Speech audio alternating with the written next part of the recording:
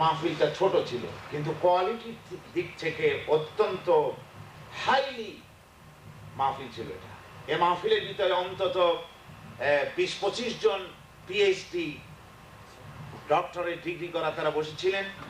ইউনিভার্সিটির অনেক প্রফেসর ছিলেন, অনেক ইঞ্জিনিয়ার ছিলেন। তাদের সামনে সেই কথা বলতে বলতে রাত 11:30 হয়ে গেল। এত আনন্দ লাগতে লাগলো যেহেতু তারা কথা বুঝতেছেন, সুবহানাল্লাহ, এত ভালো লাগছিল।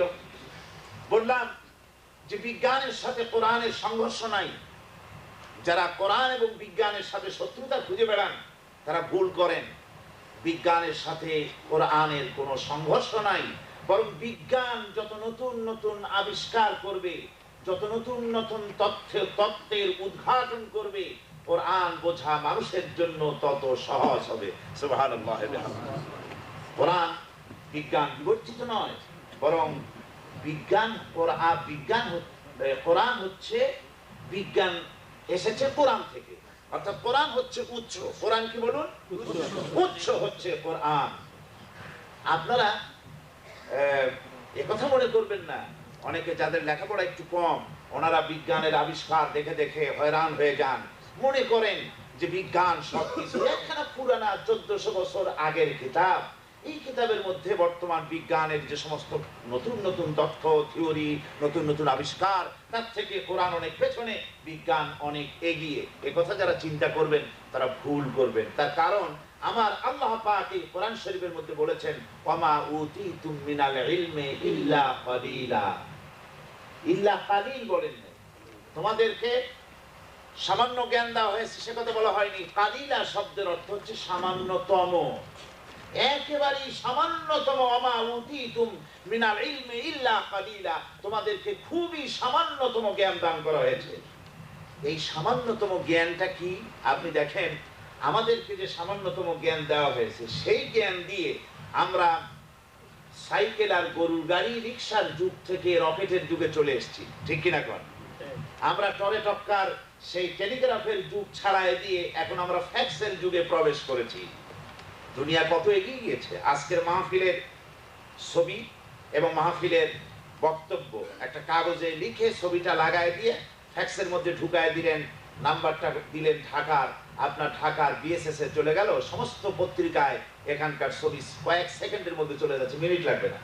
কয়েক সেকেন্ডের ভিতরে news and views and picture সবটাই কয়েক সেকেন্ডের ভিতরে ঢাকা চলে যাচ্ছে, ফ্রান্স যাচ্ছে, ব্রিটেন যাচ্ছে, ওসাকা যাচ্ছে, জিদ্দা যাচ্ছে, অল ওভার দ্য ওয়ার্ল্ড, সারা পৃথিবী আপনার কয়েক সেকেন্ডের ভিতরে ফ্যাক্সের মাধ্যমে খবর চলে যাচ্ছে। মানুষ কোথা থেকে কোথায় চলে গেছে। শুধু তাই নয়, এই পৃথিবীর মানুষ স্যাটেলাইট ছেড়ে দিয়েছে।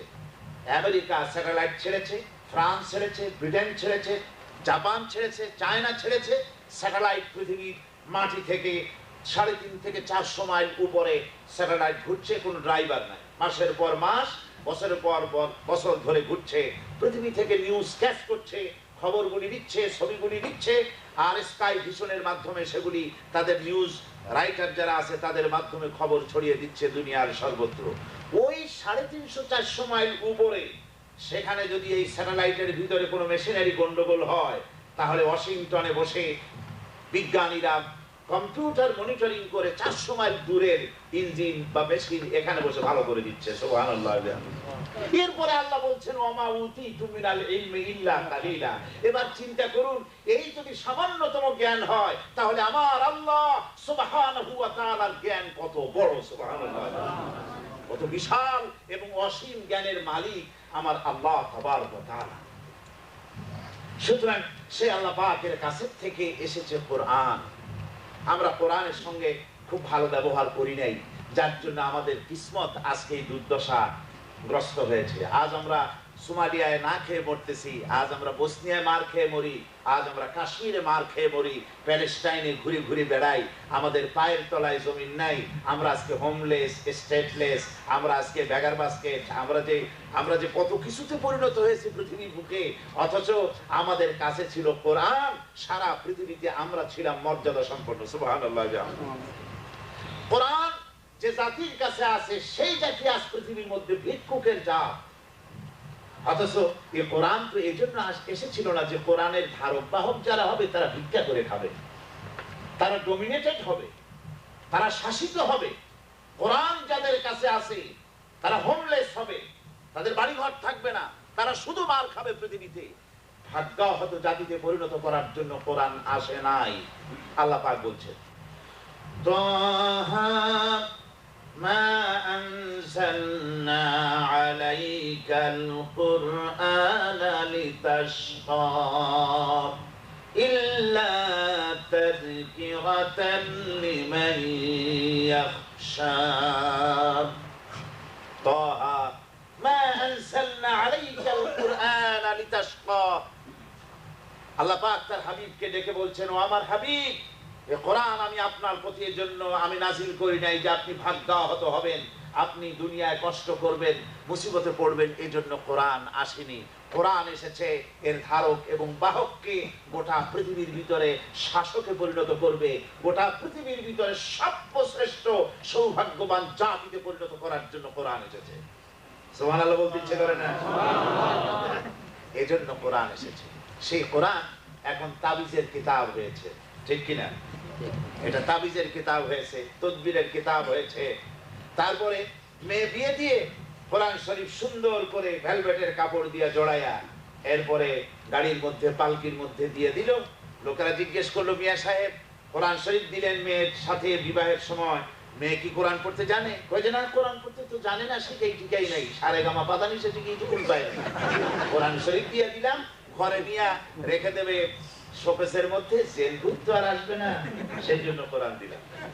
তাহলে বোঝা গেল কোরআনের সাথে আমাদের ব্যবহারটা হচ্ছে এই যে এটা জেল ভূত তাড়ানো একখানা কিতাব।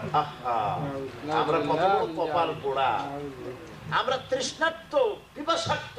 তৃষ্ণা মিটাবার জন্য মহাসমুদ্রের কাছে বারবার ভিক্ষুকের মতো একটা গ্লাস নিয়ে যাই, তুমি আমার এক গ্লাস পানি দাও। কেন বেকুব, তুমি সমুদ্রের কাছে এক গ্লাস পানি চাও কেন? তুমি সমুদ্রকে বলো বারবার আমি তোমার কাছে আসতে পারবো না, তুমি আমার জন্য একটা দরিয়া দিয়ে দাও। সমুদ্র দরিয়া দিতে পারে না?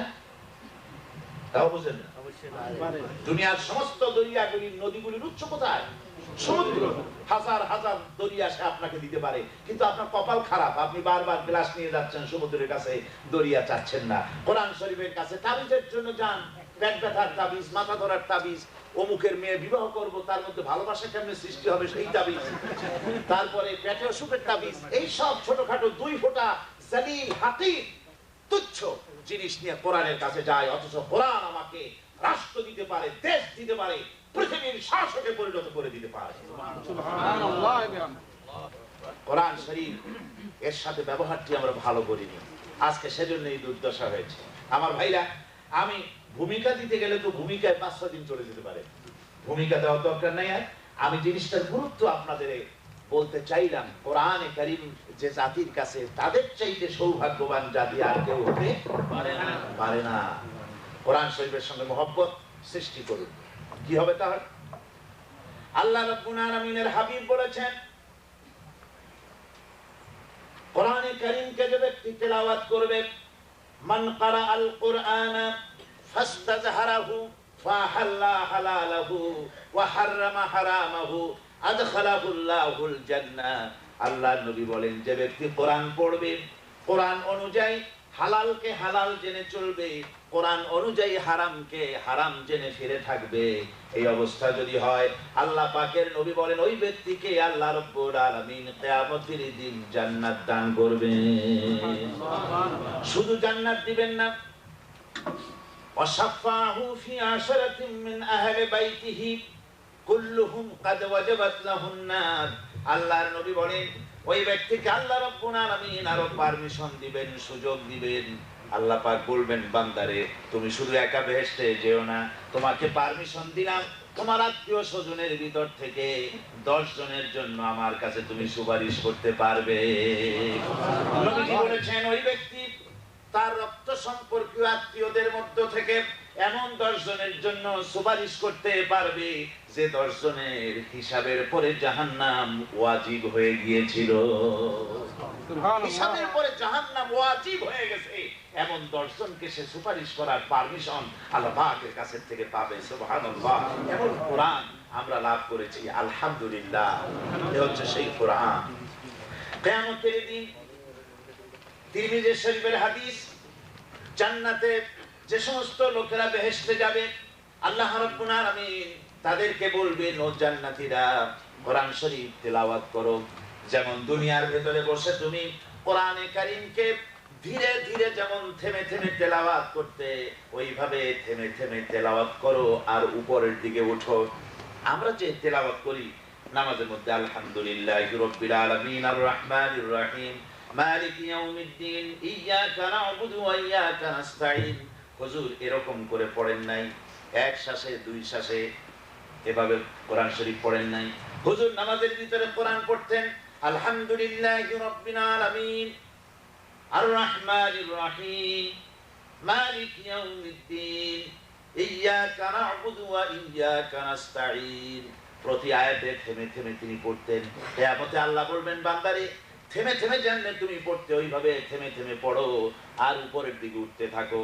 উপরে উঠতে উঠতে যেখানে গিয়ে তোমার মুখস্থ করা তেলাওয়াত শেষ হয়ে যাবে, জান্নাতের ওই জায়গাটা তোমার জন্য বরাদ্দ হবে। এখন যাদের শুধু কুল হল্লা মুখস্থ, চিন্তা করেন তারা তো চাইতেই পারবে দুই তিন ধাপ উঠে খাড়াই। আরে বাবা, কত গান মুখস্থ করি, কত আজে বাজে জিনিস মুখস্থ করি, অথচ কোরআন মুখস্থ করি না।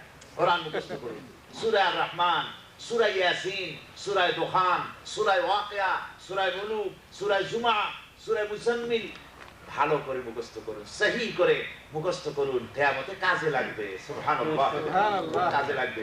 আল্লাহর নবী বলেছেন কোরআনে কারীমের প্রত্যেক জিনিসের হৃৎপিণ্ড আছে। কোরআনের হৃৎপিণ্ড হচ্ছে সূরা ইয়াসিন। সূরা ইয়াসিন যখন যদি কোনো বান্দা একবার পড়ে, আল্লাহ রাব্বুল আলামিন তার আমলনামায় 10 বার কোরআনে কারীম খতম করার সওয়াব আমলনামায় লিখে দিবেন। আলহামদুলিল্লাহ। হুজুর বলেছেন তোমাদের মুমূর্ষু ব্যক্তিদের কাছে বসে মানুষ মরে যাচ্ছে, ছটফট করছে, তড়পাচ্ছে, মুমূর্ষু ব্যক্তির কাছে বসে কোরআন সূরা ইয়াসিন তেলাওয়াত করবে, তাহলে আল্লাহ রাব্বুল আলামিন ওর বরকতে ওই ব্যক্তির মৃত্যুর আযাবকে কমায়া দিবেন। সুবহানাল্লাহ। সূরা ইয়াসিন মুখস্থ করুন, কাজে লাগবে। কিয়ামতের দিন এই কোরআন আমাদের জন্য শাফিঈ হবে, সুপারিশকারী হবে। সুবহানাল্লাহ। একদিকে সুপারিশকারী হবে, আর একদিকে এই কোরআন আমাদেরকে আসামি বানাবে কিয়ামতের দিন আল্লাহর দরবারে। কোরআনের সাথে যারা ভালো ব্যবহার করে। বন্ধুগণ, কোরআনে কারীমের এই কোরআন আল্লাহ রাব্বুল আলামিন নাযিল করলেন তার হাবিবের উপরে।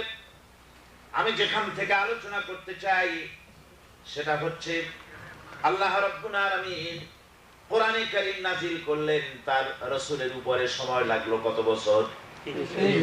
23 বছরেরও কিছু বেশি সময় লাগলো কোরআন অবতীর্ণ হতে। যেহেতু কোরআন আল্লাহ ইচ্ছে করলে লৌহ মাহফুজ থেকে এইভাবে ছাপাইয়া পাঠিয়ে দিতে পারতেন, পারতেন না? কি বলেন? অবশ্যই পারতেন, কিন্তু আল্লাহ এরকম পাঠান নাই। তার কারণ ইসলাম হচ্ছে একটি আন্দোলন। ইসলাম কি? আন্দোলন। ইসলাম হচ্ছে একটি জীবন ব্যবস্থা। ইসলাম হচ্ছে একটি মুকাম্মাল নিজামে হায়াত। ইসলাম হচ্ছে একটি পরিপূর্ণ জীবন বিধানের নাম, একটি কমপ্লিট কোড অফ লাইফ। সুতরাং এই কোরআনে কারীম সেই কোডকে মানুষ কিভাবে দুনিয়ায় পরিচালিত হবে, আন্দোলন কিভাবে পরিচালিত হবে, হুজুর সাল্লাল্লাহু আলাইহি ওয়াসাল্লামকে আকাশ থেকে আল্লাহ জিবরাইলের মাধ্যমে 5 আয়াত, 10 আয়াত, 40 আয়াত, 30 আয়াত এরকম করে করে নাজিল করেছেন। 23 বছর সময় লেগেছে। রাসূলের জীবনের 23 বছরের নবুয়তের পূর্ণ জীবনটাই হলো কোরআনের জীবন। আল্লাহ পাক নাজিল করেছেন, হুজুর মুখস্থ করেছেন। ওগুলি সব এখানে 23 বছরে আল্লাহ পাকের বাণী, আল্লাহ তাআলার বক্তৃতা, আল্লাহ তাআলার বিবৃতি।